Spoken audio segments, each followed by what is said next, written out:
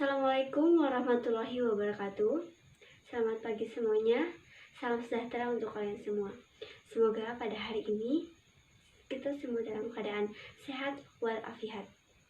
Sebelumnya, perkenalkan saya Nanik Alistiawan di sini akan menggantikan jam pelajaran Pak Bambang, yaitu selaku guru mata pelajaran fisika. Nah, sesuai dengan instruksi dari pemerintah, yaitu tetap di rumah saja, dan begitupun dengan belajar dari rumah, bisa melalui daring atau online. Nah, pada kesempatan kali ini, di sini saya akan menyampaikan materi tentang pemantulan cahaya. Tujuan pembelajaran pada hari ini, kita nanti dapat mengetahui apa itu pemantulan cahaya, baik pada cermin datar, cermin cekung, maupun jembung. Sebelumnya, apa yang kalian ketahui tentang pemantulan cahaya? Pemantulan, di sini saya memiliki cermin. Nah, ini adalah garis normal. Apa sih garis normal?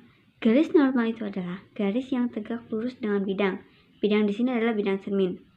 Oke, misalkan di sini ada seberkas cahaya mengenai cermin dan dipantulkan kembali, maka sudut yang dihasilkan yaitu sama, di mana sudut datang yaitu I dan sudut pantul yaitu R, dia memiliki nilai yang sama.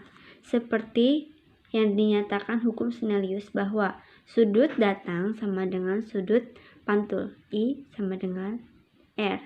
I adalah sudut datang, R adalah sudut pantul. Sekarang kita akan berbicara tentang cermin. Yang pertama adalah cermin datar. Di sini cermin seperti biasa ada garis normalnya. Jika kita meletakkan benda di depan cermin, maka bayangan yang dihasilkan akan sama. Jarak dari cermin ke benda adalah S dan jarak dari bayangan ke cermin adalah S aksen. Jadi, dalam proses cermin datar, S aksen sama dengan S. Yang kedua adalah cermin cekung. Dalam cermin cekung, dia memiliki 3 sinar istimewa untuk mendapatkan bayangan. Yang pertama, sinar yang datang sejajar sumbu utama akan dipantulkan melalui titik fokusnya. Di sini ada sinar pertama. Jadi, sinar yang datang sejajar sumbu utama, ini adalah sumbu utama, ini cermin, ini titik fokus, dan ini jari-jari kelengkungan. Nah, sinar yang datang sejajar sumbu utama ini akan dipantulkan melalui titik fokusnya. Dan yang kedua, sinar yang melewati titik fokus akan dipantulkan sejajar sumbu utama. Sinar yang melalui titik fokus, dia akan dipantulkan sejajar dengan sumbu utama. Yang ketiga, sinar yang melewati pusat kelengkungan cermin akan dipantulkan kembali pada lintasan yang sama. Ini adalah titik kelengkungan. Jadi, jika sinar melewati titik kelengkungan, dia akan dipantulkan kembali pada lintasan yang sama.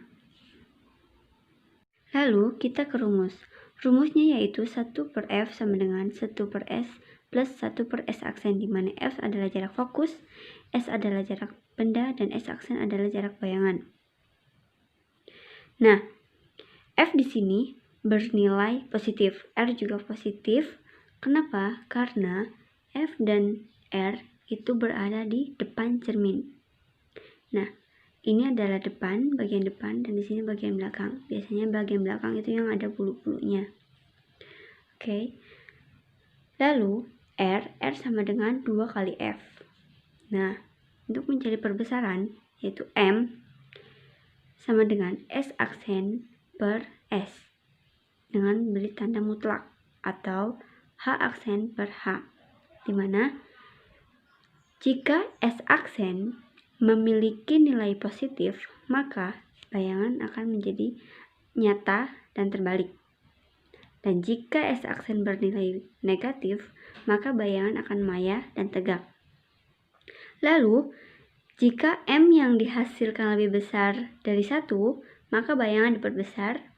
Jika M lebih kecil dari 1, bayangan diperkecil. Dan jika M sama dengan 1, maka sama besar.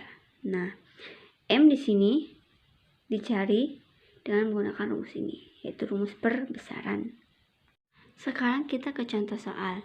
Di sini ada contoh soal, sebuah benda diletakkan 15 cm di depan cermin cekung, berjari-jari 20 cm. Lalu bagaimana sifat dan jarak bayangannya? Oke, yang pertama kita menuliskan diketahui S, yaitu jarak benda 15 cm dan jari-jari 20.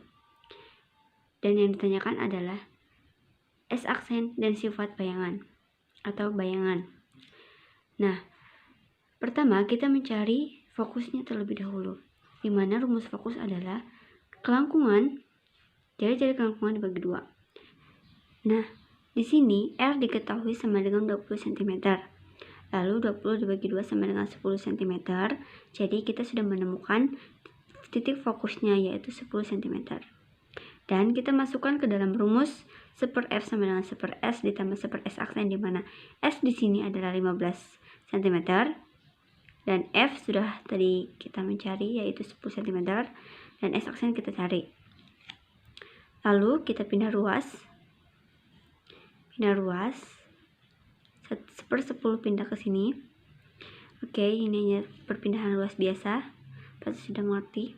Lalu kita samakan penyebutnya, dan 3 dikurangi 2 sama dengan 1 per 30 sama dengan 1 per S aksen. Jadi kita bisa menemukan S aksennya adalah 30 cm. Lalu bagaimana dengan sifatnya? Seperti yang tadi dijelaskan, jika S aksen bernilai positif, maka sifatnya akan nyata dan terbalik. Lalu kita mencari perbesaran dengan rumus S aksen per S bernilai mutlak. S aksen tadi 30 dan S-nya 15 sama dengan 2 kali perbesaran. Karena M lebih besar dari 1, maka bayangan akan diperbesar. Sekarang yang ketiga adalah cermin cembung, di mana cermin cembung juga sama seperti cermin cekung, dia memiliki sinar-sinar istimewa untuk menghasilkan atau untuk mencari bayangan yang dihasilkan.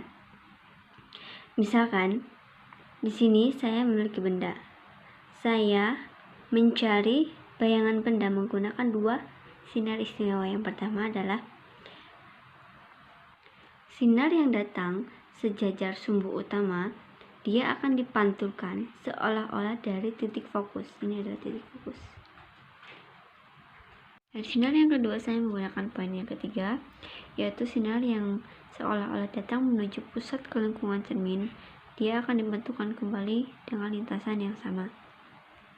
Jadi sinar yang datang seolah-olah menuju kelengkungan cermin, dia akan dipantulkan kembali dengan lintasan yang sama. Kemudian dari titik potong 2 sinar tadi, kita bisa mengetahui bayangan suatu benda, yaitu di sini. Nah, dari cermin ke bayangan, ini adalah S aksen, yaitu jarak bayangan. Dan yang dari sini ke sini, ini adalah jarak dari cermin ke benda, yaitu S. Lalu bagaimana dengan sifatnya? Sifatnya karena bayangan ada di belakang cermin, ini adalah belakang cermin,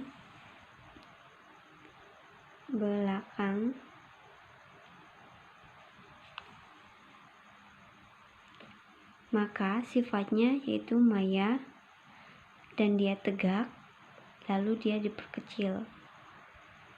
Dan rumusnya sama seperti cermin cekung, di mana 1 per F sama dengan 1 per S plus 1 per S aksen.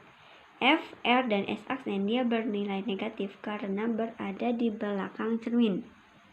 F, R, dan S aksen. Lalu perbesarannya bagaimana? Sama seperti cermin cekung, yaitu S aksen per S tanda mutlak atau H aksen per H dengan tanda mutlak.